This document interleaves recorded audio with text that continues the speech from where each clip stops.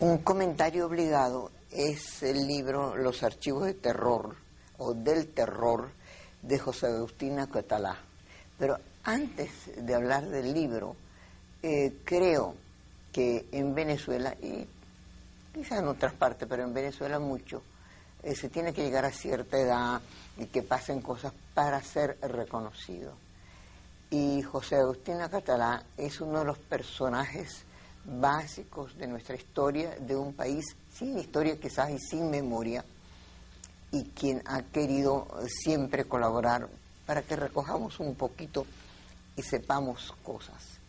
En esta ocasión, el libro de José Agustín Catalá se presentó en el CELAR, que dirige mi amigo Pino Iturrieta, y fue muy extraordinario, muy poco común, porque sirios y troyanos, adecos y copellanos y de otras pertenencias y no pertenencias políticas estaban allí para saludar de pie a José Agustín Catalá.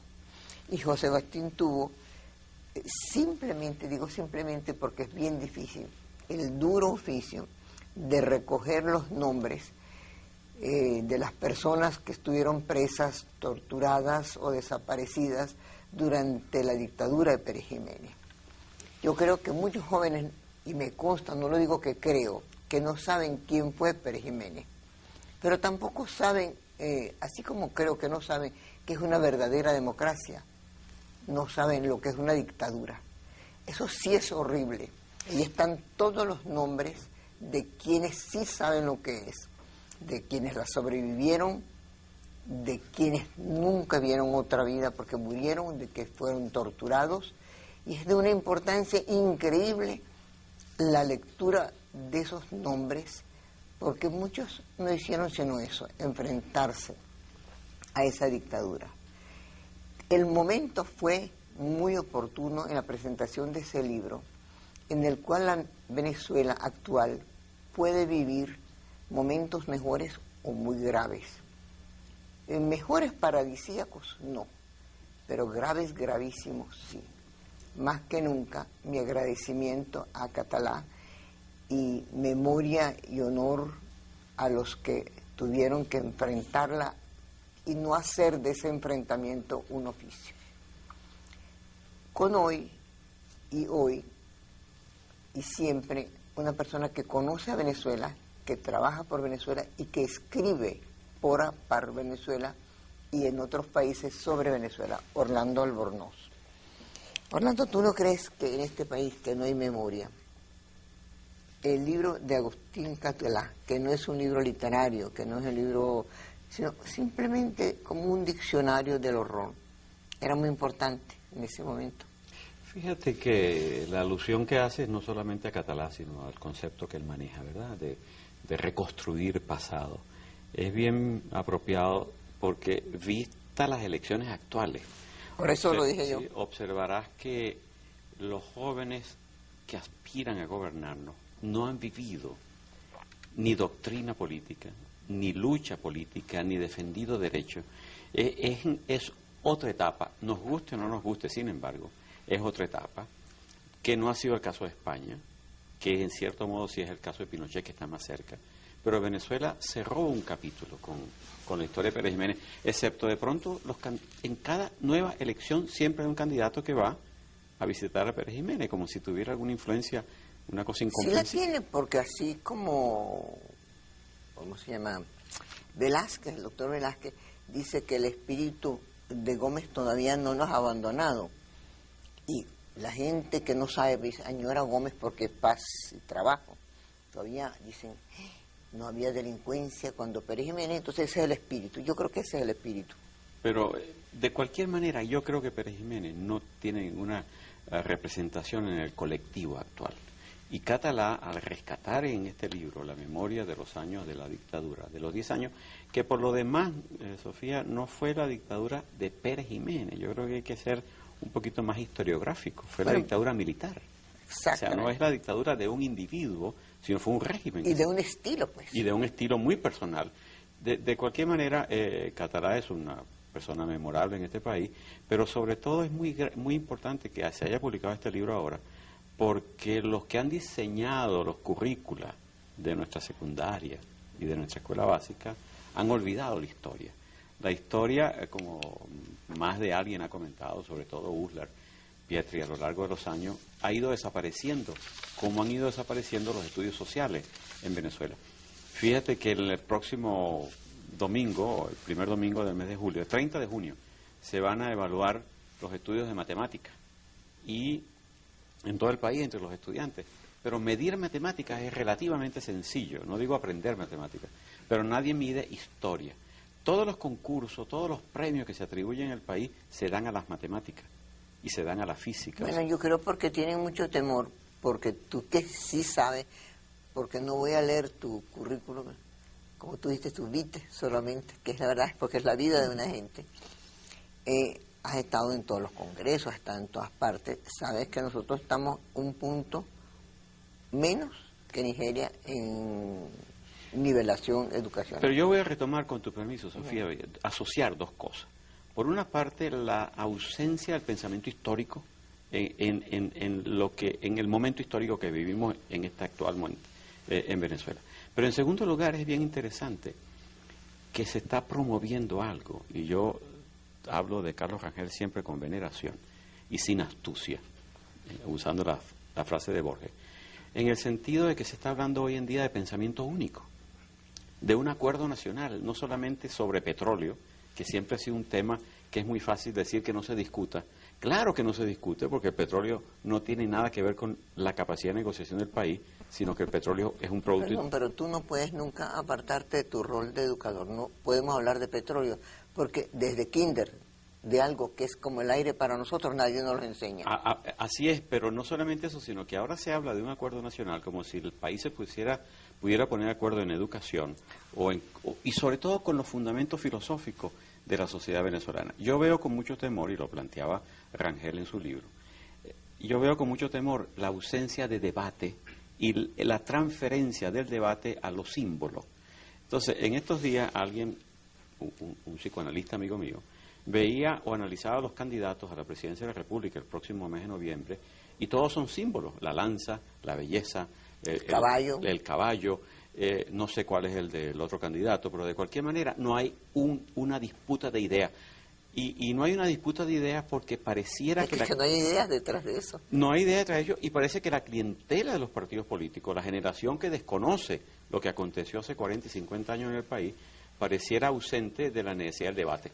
Eduardo Fernández, un hombre bien interesante y bien apreciado por mí y por muchos venezolanos, acaba de apuntar que el debate entre Serpa y Pastrana no tiene lugar en Venezuela.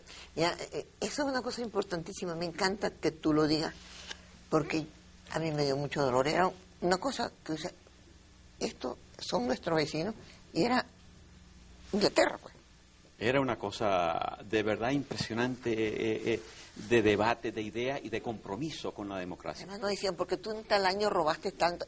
No es que no hubiera, pero eso no fue el debate. A mí me hace gracia también el nivel demagógico de nuestros candidatos, y yo quería enfatizar eso frente a la ausencia del discurso histórico, que la demagogia está convirtiéndose en una paranoia. Cada candidato de verdad no tiene respeto por la audiencia, por la clientela, y una señorita ofrece que Venezuela va a competir en el próximo Mundial de Fútbol, el otro ofrece que va a transformar el Congreso en constituyente pasando por encima de la Constitución.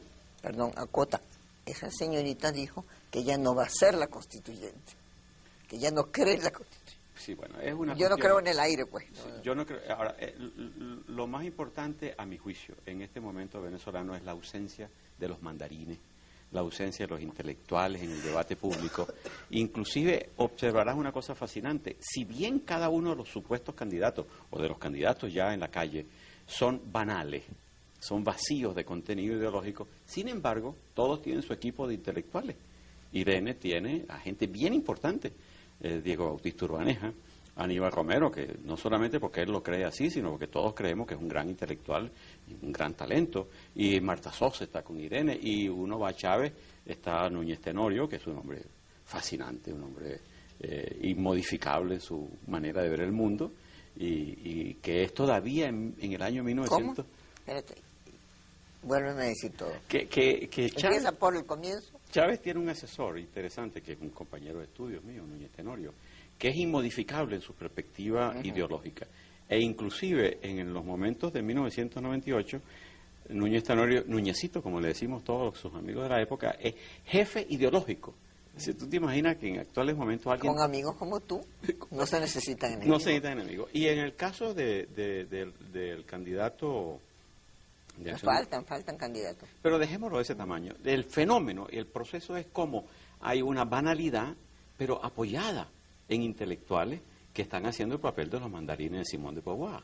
Es decir, del intelectual prestado a justificar y a racionalizar cualquiera de estas oportunidades, que lo del MAS no ha sido un oportunismo, lo demás es atractivo, es un circo ideológico, eso de pasarse de apoyar al presidente Caldera a apoyar a quien está completamente en el lado opuesto. Yo creo, Sofía, que de verdad... Pero, perdón, pero eso es gravísimo. Y tú lo dices primero porque tú dominas la televisión, has estado mucho tiempo y siempre estás. Pero recuerda que el venezolano, en eso no estoy diciendo nada, no tiene mucho sentido del humor. Yo he dicho cosas, Carlos decía mucho esas cosas, así como dices tú, y la gente las toma al pie de la letra. Así que ten mucho cuidado con tu juego intelectual contigo mismo, porque entonces pueden tomar en serio, mire, yo sé, si el profesor Orlando me dijo a mí, por televisión lo dijo, que tal cosa era maravillosa, y tú lo que estás haciendo una ironía de una gran sutileza, de verdad, te juro que es así. Bueno, lo que pasa es que hemos llegado a una política oficial. Hay una cosa fascinante. Mientras que el Estado ha sido desmontado, entre comillas, el Estado docente, el Estado... Sin embargo, siguen los patronazgos. El patronazgo en el sentido del intelectual prestado a la política buscando opciones. Yo creo que eso tiene que ver, y ahora sí entro en educación, tiene que ver con el tímido y débil papel de la universidad pública en el debate intelectual del país. Cuando lo han hecho, a veces lo han hecho en la forma contraria a como tendrían que haberlo hecho. Pero ¿la universidad pública o privada? La pública está ausente. Pública. Sí. Ausente. La Universidad Central de Venezuela, desgraciadamente, hoy en día, siendo la primera universidad del país en investigación científica y en otras áreas importantes. Pero ha producido los acompañantes de la dirigencia política.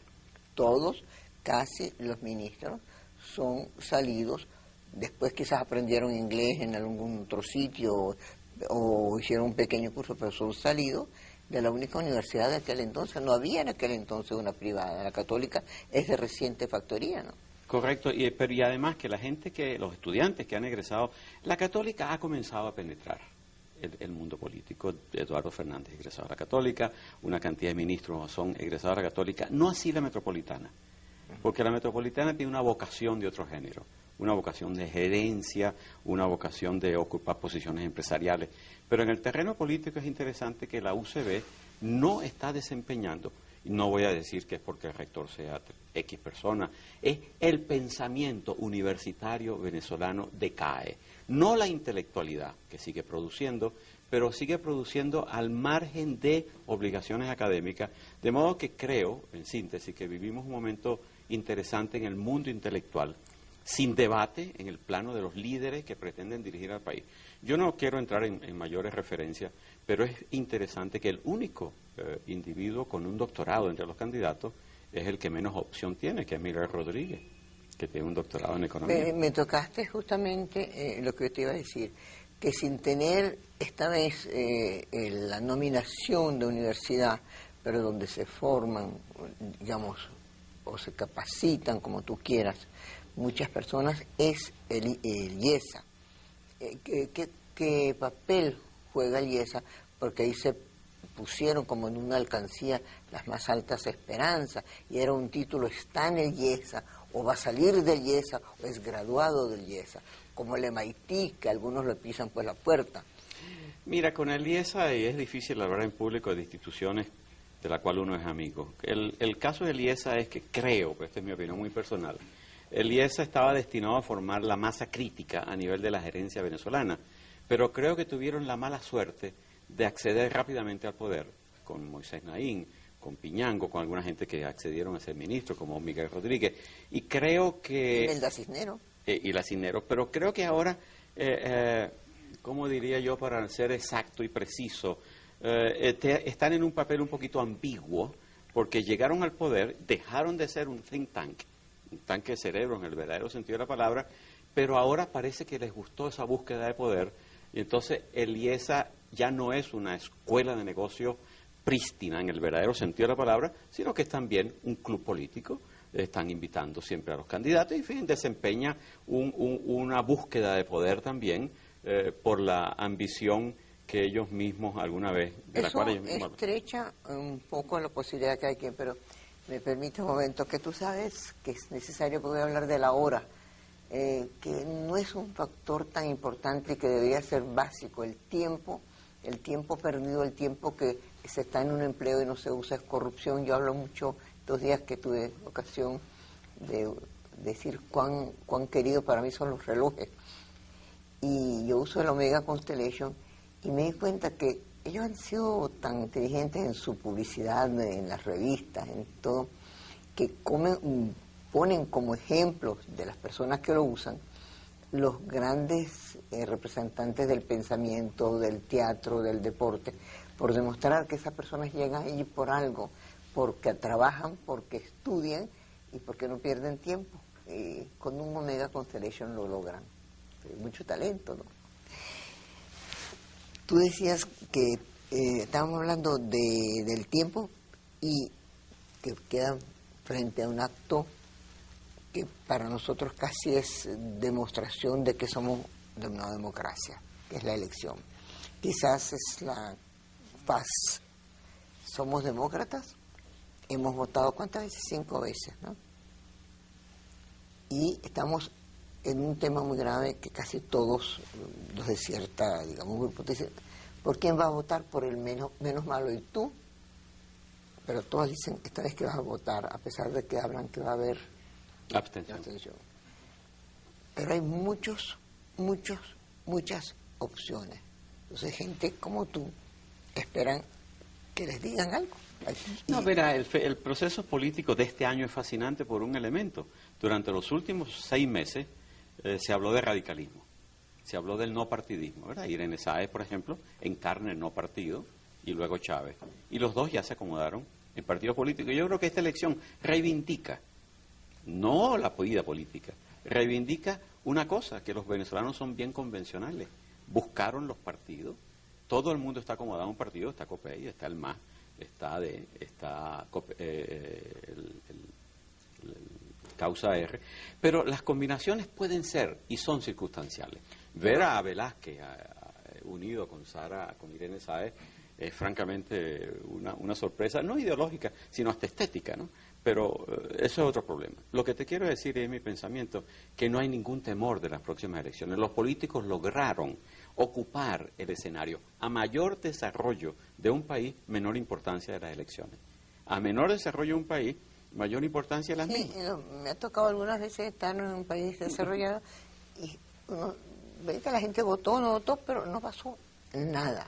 Pasa nada. En los Estados Unidos no es obligatorio votar y la abstención es cerca del 40%. Esta vez más bien ha habido más por una serie televisiva, yo diría por las series televisivas, que los presidentes, debido a que hoy día hay menos pudor en ciertas cosas, entonces la gente los obliga a votar por la telenovela que les gusta más. De acuerdo, pero volvamos a otro tema que la referencia tuya a la sociedad norteamericana. Observa una cosa también interesante que quizás alguna parte de la audiencia le pueda llamar la atención, que nosotros tenemos muchos candidatos ahora, como dijiste, muchas opciones, ¿verdad? Desde 1 hasta ahí 6, 7 candidatos. Pero la sociedad venezolana, dominada por los políticos, que ahora tienen elecciones en noviembre, en diciembre, el año que viene, etcétera, etcétera, sigue siendo lo que un sociólogo alemán, Zimmer, llamaba la sociedad del secreto. No sabemos nada de los candidatos. No sabemos quiénes estudiaron, dónde estudiaron. No, es la única manera que tienen como poder ser candidatos, ¿no? No, yo no creo que eso, sino que Irene Sáez, por ejemplo, que es por supuesto, todo el mundo la admira, sí, por su coraje personal, por su suerte, por su habilidad, porque está privilegiada por Dios de pasar de reina a presidente, si es que llega a ganar las elecciones, o a diosa, porque hay una encarnación allí medio taumatúrgica, pero no entremos en ello.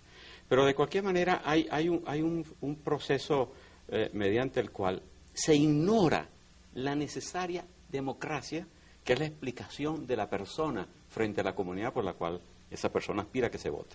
En los Estados Unidos, el presidente Clinton, el pobre presidente Clinton, le saben absolutamente, las llamadas de teléfono son grabadas por ley federal. O sea, el presidente, todo lo que conversa por teléfono tiene que ser grabado. Irene Sáez insiste en que ella no es un personaje público, de modo que hay una curiosa democracia autoritaria en el cual el ministro de Educación, por ejemplo, habló siempre, este es el plan de acción. Él le expresó una cosa que yo llamo el sofisma de Cárdenas. Cárdenas dice que su plan ha sido muy bueno, que le ha sido muy exitoso, y que si el plan sigue durante 10 años, dentro de 10 años la educación mejorará. Pero si no se continúa durante 5 años, él no tiene la culpa. Es decir, es un sofisma.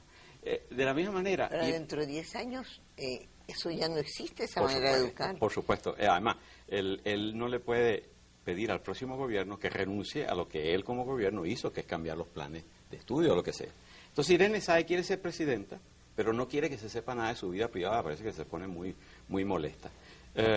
Chávez es radical, pero es nepotista, el papá es aspirante a la gobernación de Barinas, se rodea del más... ¿Ya? Sí, ya, no supiste, sí, parece que el papá es muy célebre, ¿no? Yo no sé quién es el señor Chávez, pues el papá de Chávez. Entonces, los vicios, el radicalismo muere en la primera necesidad de una alianza política, que por cierto es el otro tema fundamental. Venezuela ya se acabó COPEI y se acabó ADE en el sentido monolítico. Venezuela... Pero eso no es, en cierta manera, sano, de que la gente diga, ya que estos partidos en tantos años y con una bonanza que no fue trabajada, pero que sí vino porque vino, no se hizo nada, y tú como educador supongo que estás bien descontento y bien infeliz, entonces ¿por qué no otra cosa? Entonces esas mentiras, esas otras cosas no son sino más de lo mismo, porque son igualitas. ¿Puedo profundizar un instante? No, yo creo que, en primer lugar, la democracia tiene defensa. No voy a entrar en ello. Claro que sí. Pero en segundo lugar, te voy a hablar de 3 conceptos que estoy manejando. No hubo seguridad nacional. No hubo seguridad. Hay 3 conceptos que me gusta mucho aludir en estos días. Capital financiero, hemos tenido. Viene y se va, pero hay una... Se va pronto. Se va pronto. Pero hay 2 cosas importantes en Venezuela, capital social y capital intelectual. Venezuela es una sociedad milagrosa, que tiene una amplia... en el banco social, Venezuela tiene un alto per cápita, porque es la única manera de explicar cómo, a pesar de las diferencias sociales, de la violencia en las cárceles, en los colegios, de la locura del tránsito, de locura general. Pues. De la locura de esta señora que le decomisan o le roban 30 millones de bolívares en efectivo y ella dice que se lo dieron en una herencia. Es decir, y Venezuela funciona como sociedad, hay una cohesión curiosa, milagrosa, y funciona. Perdón, yo debo pertenecer al grupo de verdad que no entiendo lo que dices, lo siento. ¿Por qué dices tú? Explícame por qué funciona cuando nada funciona. Vamos a ser ionesquianos. Si no funcionan las cosas básicas de la salud, ni de la educación, ni del tránsito, ni de la alimentación, ¿qué funciona? Ok. Lo que pasa es que tú en este caso estás pensando de funcionar en un sentido positivo. En un sentido del ser, del hombre, para el cual se gobierna, claro. lógicamente. Entonces la salud, por ejemplo, funciona muy mal. No, es que no funciona. Okay. Funciona bien para cierta gente que puede pagar las clínicas costosas, etcétera, etcétera. Ni tampoco. Pero yo no hablo de la función en el sentido positivo, sino que el engranaje social venezolano, de alguna manera, se mueve adecuadamente. Lo que tú mencionaste, y hiciste un comentario sobre una fábrica una marca de relojes. El venezolano y la sociedad venezolana funcionan en la medida en que los objetivos de quienes de una u otra manera controlan, manejan la sociedad, dictan normas seguidas por la población y los objetivos de la misma se cumplen independientemente de los salarios, de la desigualdad social. Lo que no funcionan son los servicios, pero la sociedad funciona. Yo tengo un servicio que ha mejorado. Yo tengo como 30 años diciendo la CanTV, en la época peor, porque soy fanática, no sé estar sin teléfono, no voy a ninguna parte donde no hay teléfono. Y con ahora les puedo decir que me ha ido bastante bien. Y gente que, inclusive algunos me reconocen la voz como está, y te dicen, mira, soy Emilia, ¿en qué puedo servirle? Y bueno, y eso es un servicio donde hay muchísima gente trabajando en la cantera, e inclusive los teléfonos públicos, nosotros los venezolanos los hemos destruido menos, que un buen síntoma, algo bueno. Algo bueno, pero me permites, por favor, que con la responsabilidad del caso aclare por qué funciona la sociedad venezolana. En primer lugar, hay que hacer analogía con otras sociedades de América Latina. Pero Eso no me consuela, eso no me... No, ok. Pero, hazlo, pero las rutinas sociales del país funcionan. El país debería de ser un caos, debería estar prendido por las cuatro esquinas. Huelga de enfermera, huelga de médico, huelga de maestro. Las respuestas del Ejecutivo son siempre impasibles. Pero tú como sociólogo básicamente es el hombre y la sociedad. Pero si ese hombre ante todo eso permanece pasivo, yo no llamo a lo que al horror, al caos, es que no nos hemos vuelto nosotros muy pasivos. Entonces no tenemos colegio para nuestros niños, no importa, vamos al hospital y no importa. A eso voy, Sofía. Durante el siglo hemos tenido, desde 1935, para no comenzar en 1909 o 1910, hemos tenido un siglo de paz.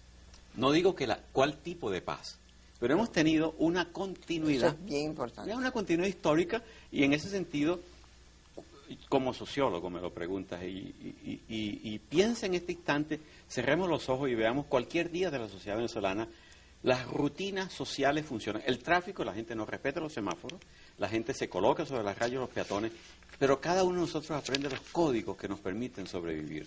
En este sentido es que yo siempre mantengo que la sociedad es mejor que nuestros líderes, en el sentido de que la sociedad funciona y los líderes saben aprender esos códigos, y salen estas candidaturas francamente, yo no digo folclórico porque soy un técnico de ciencias sociales y la palabra folclórico no es una palabra que se usa adecuadamente en el lenguaje común, pero de cualquier manera, insisto, la sociedad venezolana funciona, los políticos funcionan, habrá elecciones, se acabó el radicalismo, ya nadie le tiene miedo a Chávez. Chávez resultó pues ser un personaje más, buscando alianzas. ¿Eso es bueno o malo? Eso es bueno para el sistema, para la estabilidad política del país. Chávez es bueno. Y si llegara a lo que aspira, ¿eso es bueno? Yo creo que tenemos que aceptar el juego democrático. Chávez no pudiera hacer nada de lo que se compromete a hacer, y si ganara las elecciones, hipotéticamente hablando, él está montado sobre una estructura social que él, ni Irene Sáez pueden cambiar. Esa estructura social se llama petróleo. Y esa estructura social se llama un conjunto de instituciones que nadie puede manejar a título unipersonal. Personalmente, valga la redundancia, pienso que al final del periodo del presidente Caldera muchas personas le critican, pero el gran mérito histórico de Caldera, él lo sabe, ha sido restituir una aparente pérdida de una continuidad histórica. Yo creo que Caldera, dicho sea de paso, como hasta el final del periodo es la oportunidad de elogiarlo en una forma extraordinaria, Caldera probablemente quede solo en los últimos meses de poder, como la soledad del poder suele acontecer, pero Caldera ha jugado y desempeñado en el papel político, sino en el plano económico, una cuestión fundamental, pero también demuestra que Caldera no pudo ir más allá de lo que él mismo quería hacer. De modo que, personalmente, Orlando Bono se compromete a decirte que si Chávez gana, no podrá hacer nada distinto de lo que va a poder hacer Irene Sáez. Y eso es bueno para el sistema. Como tú eres maestro, básicamente profesor, tú has tenido que repetir ciertas cosas que tú crees útiles para tus alumnos varias veces. Yo voy a repetir, no sé si lo he hecho aquí en televisión, pero delante de ti primero es algo que me fue a mí muy útil. Estaba empezando yo tengo de reportera 53 para 54 años. Estaba empezando a ser reportera de Últimas Noticias y me mandaron a entrevistar a Pedro Emilio Colo. Ustedes no saben quién es, porque no tenemos memoria, pero uno de los ilustres venezolanos. Yo iba como siempre muerta de miedo, haciendo apuntes, tomando datos, y toco la puerta, me abren en la vía, todavía me pasa, no sé qué, ay, don Pedro Emilio, perdone, tengo que entrevistarlo, pero tengo muchísimo miedo. Tómate, mijita, siéntate. Tú sabes, a los viejos venezolanos, yo sigo con mi miedo. Y le digo, mira, quédate tranquila, yo te voy a contar algo que te va a poner totalmente bien, eso para los venezolanos es muy útil. Aquí vino una trupe, un grupo de operáticos a cantar la Traviata. El tenor se enfermó y canté yo y no pasó nada. En Venezuela nunca pasará nada. Bueno, yo no creo si eso, no sé si eso es malo o bueno. Pero es impresionante. Es impresionante. Mira, Sofía, yo soy un hombre de academia, ¿verdad? De la universidad. No, por eso no pude leer el currículum, porque nos tomaba todo el programa. Te voy a contar algo, que es que yo pudiera enumerar cosas que acontecen y uno o se sonríe o llora. Por ejemplo, una universidad acaba de crear otra universidad y ella misma acaba de crear otra universidad y no pasa nada. Y así sucesivamente. Yo creo que hay una dama que yo le tengo mucho cariño, que es Ángela Sago, que escribió ese maravilloso libro. Trabajó conmigo en el primer programa de Solo para Adultos, donde tú eras muchas veces invitado. Perfecto. Y entonces Ángela, que es la esposa de Napoleón Bravo, escribió este hermoso libro que se llama Aquí no ha pasado nada. Y yo creo que desde el siglo XIX en adelante en Venezuela, cuando uno dice no ha pasado nada, han pasado muchas cosas, ¿verdad? Pero no ha habido la revolución burguesa, la revolución mexicana, no ha habido la revolución francesa, por supuesto, no ha habido ni siquiera la revolución brasilera de 1920, 1903, no ha habido un Getúlio Vargas. Entonces en Venezuela no ha pasado nada. Ahora me pregunto, ¿es eso malo? No, a lo mejor es bueno que siga así, porque de pasar algo tendríamos que voltear, y quizás Núñez Tenorio, ahora que es asesor de Chávez y ganar a Chávez, poner el mundo boca abajo, pero no pudiera. ¿A boca arriba? Mantenerlo boca arriba ya sería bastante trabajo para Chávez y la persona, pues. Ahora, por cierto, todos preguntan, la gente piensa que los sociólogos somos videntes. Me dicen, ¿quién va a ganar las próximas elecciones? Y yo digo con toda seriedad, no importa quién gane. Las elecciones no son sino un accidente en la vida de un país. Y lo que tenemos que ver es qué pasa simultánea y paralelamente con las elecciones. Allí es donde está la respuesta del futuro del país. Tú eres capaz de responderlo después de un mensaje que tengo que decir sobre algo que me agrada mucho, que son las instituciones venezolanas y, por ejemplo, lo que pasa aquí sábado y domingo con los espectáculos que por ser un papá Estado, todavía no es un mamá Estado, es un papá Estado, que son los espectáculos de música, de teatro y de museos, todos son gratuitos, muchísimos son gratuitos, y suceden cosas hermosas. En el Museo de Arte Contemporáneo está, por ejemplo, la exposición del barro, que va con artistas de norte a sur en América. En la Galería del Museo de Bellas Artes hay una bellísima exposición de dibujos, hay una muy buena en el Mabao, que es el Museo Alejandro Otero, y hay cosas muy buenas en Aragua y cosas muy buenas en el Zulia. De manera que a pesar de la no simpatía que los ministros, sobre todo de la economía, sobre todo el de Hacienda, no tiene por la cultura sigue hacia adelante. Lo que quiere decir que llegará un buen día, que serán inteligentes y estarán lo más lejos posible del gobierno. Creo que eso sería sano. Pero sí, como tengo el privilegio de pedirte un minuto, Sofía, fíjate que nos queda... Pero acabas de mencionar el tema del papel del Estado, papá Estado o mamá Estado. Es bien interesante entender que de una u otra manera el Estado venezolano ha propiciado el desarrollo de una serie de instituciones y de un espíritu interesante. Al cesar el papá Estado, yo estoy horrorizado en lo que un maestro puede estar molesto de ver, por ejemplo, en relación al fútbol, que acontece en estos días en Francia, que los restaurantes tienen quiniela. Yo no sé exactamente qué es una quiniela, pero tengo entendido que tú compras un boleto y haces unas apuestas. Cada restaurante de esta ciudad de Caracas, de los restaurantes supuestamente llamados de lujo o de moda, tiene quiniela y lo anuncian en página entera en los periódicos. Entonces, yo creo que el Carlos Rangel nunca se imaginó, cuando denunció la locura del socialismo de entonces y proponía el neoliberalismo, el liberalismo como una conquista de los derechos humanos del hombre, también está en el libro de Carlos Rangel, como está en las palabras del Papa, que el capitalismo no tiene que tener límites, que el capitalismo no puede ser un capitalismo salvaje como el que hay de pronto en Margarita, como el que hay en la casa de juego, como el que hay una serie de abusos, porque si desapareciese mamá Estado o papá Estado, el problema no es preguntarse qué desaparece, sino qué lo sustituye. Yo creo que en Venezuela... Lo importante es que lo sustituyen. A eso voy.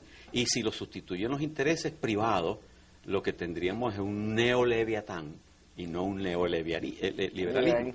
Yo creo que hay que defender, fíjate que en el caso de la cultura, yo estuve en el Museo de Arte Contemporáneo y lo hago con mucho gusto decirlo, en la recepción cuando le entregaron a Marisol el premio Gabriela Mistral, el día... A Marisol, sí. A Marisol, la que es escultora venezolana, el premio Gabriela Mistral de la OEA, el premio interamericano de Gabriela Mistral.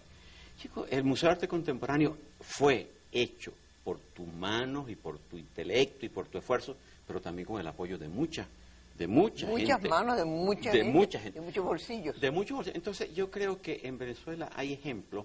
Y del Estado venezolano. El Estado venezolano. Yo creo que y la educación, de la cual tan mal se habla. Yo di en estos días una conferencia en el aula de una colega, de una profesora que me invitó a una universidad muy humilde, muy modesta en términos académicos, la Universidad Simón Rodríguez, que yo he criticado mucho públicamente porque funciona a veces con un bajo nivel de calidad. Y sin embargo le di una clase a 30, hace esta semana, 2 pasadas. Y yo les decía a ellos mismos que sin una educación pública gratuita, la mitad de ellos no estarían allí. Pero es que había educación pública gratuita. Supongo que tú y yo somos productos de ellos y somos alfabetas. Más o menos. Entonces, más o menos. Medianamente. Pero menos tú. Y entonces, pero es que lo que pasa es que hoy día todos estos compañeros a veces sacrifican todo para mandarla a una escuelita que es muy peor, mucho peor, como diríamos, muy peor, que lo que son deberían porque le tienen miedo. Le tienen miedo a la escuela pública, pero sin a la seguridad. Sin la escuela pública. Es que la escuela pública debe ser maravillosa. Todavía, debería. Ya vas a ver, en el caso de las universidades, las universidades privadas, en primer lugar, el capital privado, generoso como ha sido un poco mezquino con la educación y con la cultura en general. Ellos forman sus propios grupos. Pero no atienden las necesidades de la sociedad venezolana a veces. Por ejemplo, las facultades de medicina.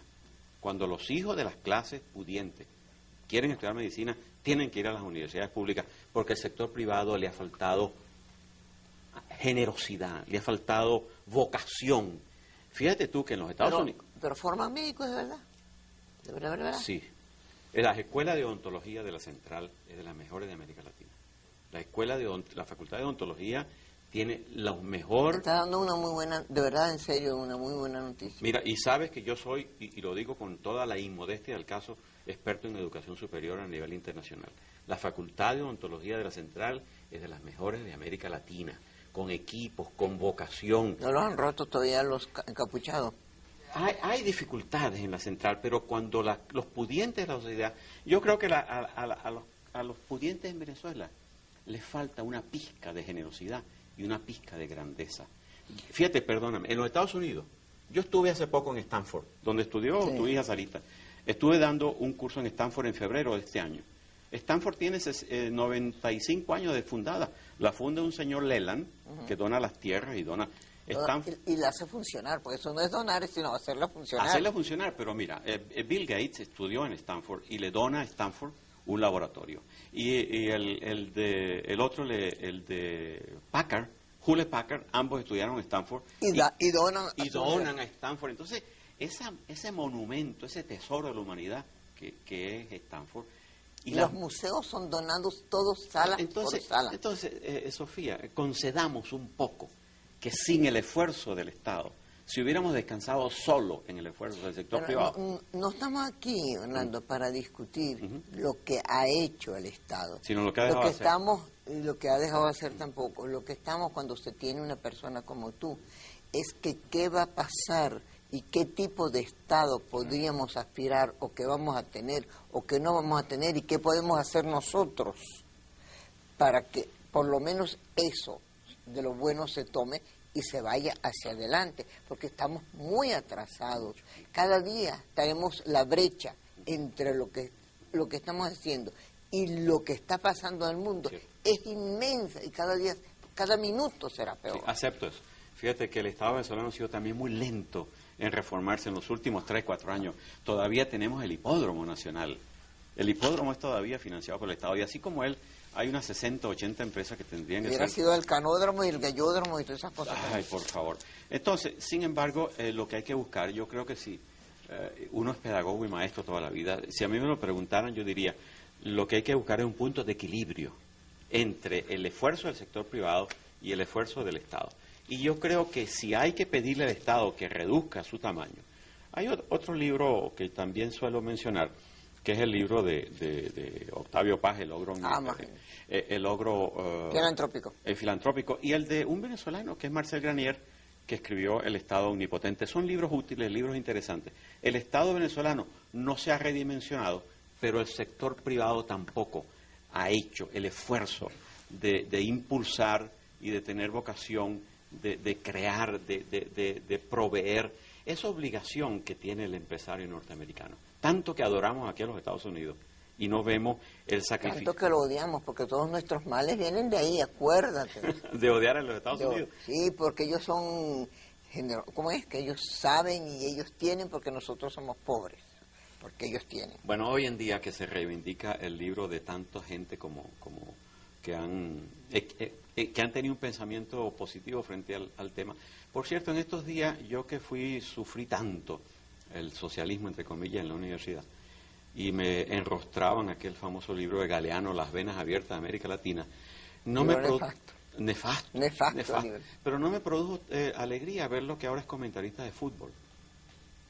Espero que al fútbol no le pase lo mismo que a su libro, ¿no? Ni a las venas rajadas. Bueno, aunque en el juego de España y, ¿cómo se llama? Con Nigeria, cuando los españoles perdieron, hubo un grito de júbilo porque se rajaron la vena todos nuestros conquistadores.